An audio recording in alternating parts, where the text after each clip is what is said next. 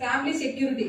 But నా ఫ్యామిలీకి security ఏంటి అనేది ఆలోచన చేసినప్పుడు బట్ నా ఫ్యామిలీ సెక్యూరిటీ ఎట్లా వస్తుంది, నేను పోయిన తర్వాత, నా భర్త పోయిన తర్వాత, నా పిల్లలు పోయిన తర్వాత ఆ పిల్లలకి సెక్యూరిటీ ఇవ్వాలనుకున్నాను నేను. బట్ జాబ్ అయితే సెక్యూరిటీ ఇవ్వదు. బట్ నేను 2006 నుంచి 5 సంవత్సరాల వరకు వాలంటీర్ టీచర్గా పనిచేశాను. 2012 నుంచి నేను గవర్నమెంట్ టీచర్గా పనిచేస్తున్నాను. బట్ ఇక్కడ థ్యాంక్ యూ సార్. 2012 నుంచి ఇంతవరకు పనిచేశానే కానీ సాటిస్ఫాక్షన్ లేదు. జీతం వస్తుంది అయిపోతుంది, జీతం వస్తుంది అయిపోతుంది, కానీ నేను జీతం కోసం అనేది చేయలేదు. కానీ ఏదో ఖాళీ ఉండకుండా నేను చదివించిన చదువుకు సార్థకం చేసుకున్నాను అనిపించింది.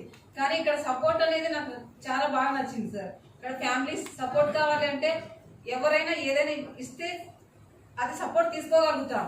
కానీ ఇక్కడ సపోర్ట్ అనేది మల్లేష్ గురించి ద్వారా నాకు అందింది. బట్ మల్లేష్ గురించి ఎవరికో ప్లాన్ చెప్పడానికి వెళ్తున్నాడు. బట్ నేను అక్కడ బస్ స్టాండ్ లో ఉండడం జరిగింది. వేరే మా రిలేటివ్ ద్వారా మాకు మల్లేష్ గురించి డైరెక్ట్ గా నాకు తెలవడం జరిగింది. అసలు మేడం మీరు చెయ్యండి, మేము సపోర్ట్ ఉంటాం అంటే ఏదో కూడా తెలియదు, దీని ప్లాన్ గురించి కూడా తెలియదు నాకు.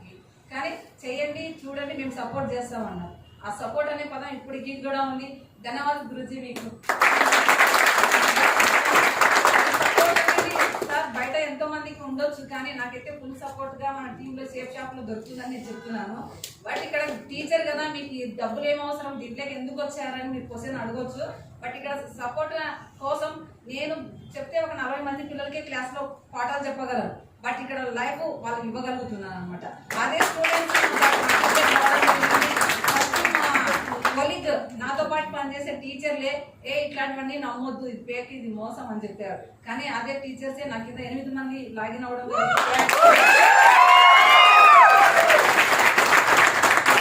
అవకాశం ఇచ్చినటువంటి గురూజీకి కావచ్చు, బట్ సపోర్ట్ చేస్తున్నట్టు వెంకట్ సార్ కావచ్చు. బట్ ఇక్కడ సపోర్ట్ అనే పదంతో మళ్ళీ వెంకట్ సార్ గురించి ధన్యవాదాలు. బట్ మీరు కూడా ఇట్లానే ముందుకెళ్ళాలని మనమందరం కలిసి ఇక్కడ డైమండ్ ఫంక్షన్ లో నిలబడాలని కోరుకుంటున్నాం.